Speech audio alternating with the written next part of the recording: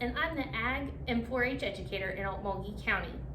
Today, we're going to be talking about leaf collecting and how to properly press your leaves to use them in crafts, fair projects, and any other type of project that you might want to use them for. Items that you'll need are sharp pruning shears or a knife, a leaf press, and some newspaper.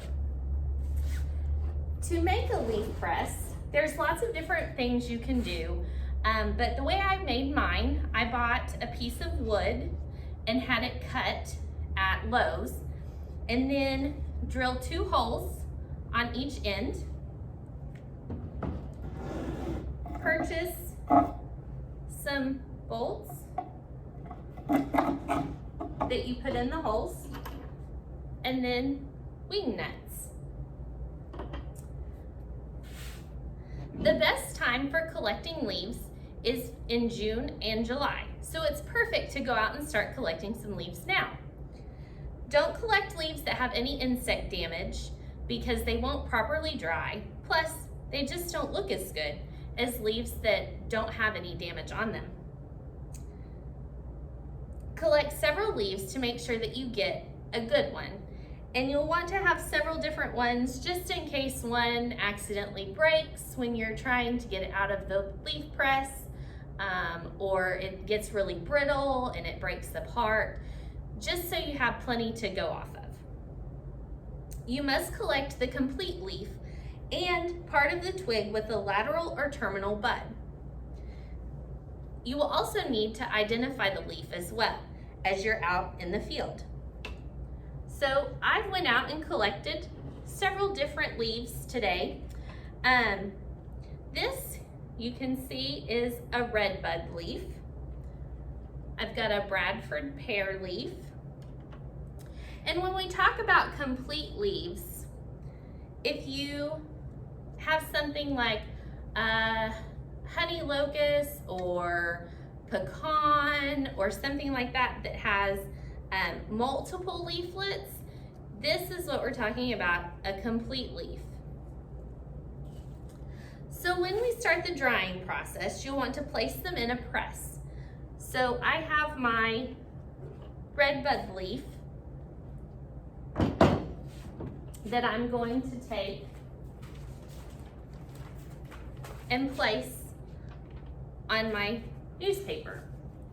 I've also written on my newspaper that this is a red bud leaf and when I collected it. Then you can take and fold over your newspaper with that leaf inside of it, and then take your next leaf and place it on top of that piece of newspaper, and then take another piece of newspaper and place on top of it. And then you just continue with a leaf, newspaper, leaf, newspaper. And then once you have all of your leaves in your newspaper in your press, you will take and put the top on.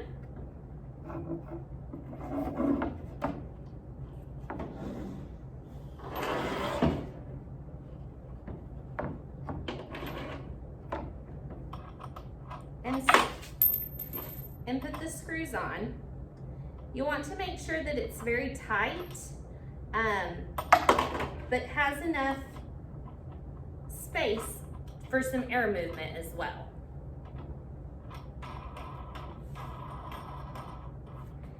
It takes about 3 to 6 weeks for leaves to be dry enough to handle.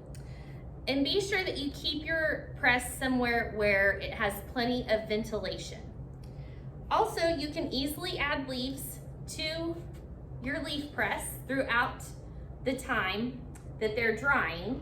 All you have to do is take the top off, add more leaves, put the top back on, screw it on, and then you're good to go. After the drying process, it's best to leave the leaves in the leaf press until you're ready to do something with them. You will need a clear acrylic spray to spray on the leaf. This helps to protect the leaf when you're messing with it. That way it doesn't break, and then you have to start the process all over again. You can also do this process with wildflowers, flowers, shrubs, anything that has a leaf and a flower can be done in this leaf press, and you can use it for lots of different things. But remember, it's best to leave them in the press until you're ready to use them. I hope that you learned something today and that you have a great day and you go out and collect some leaves.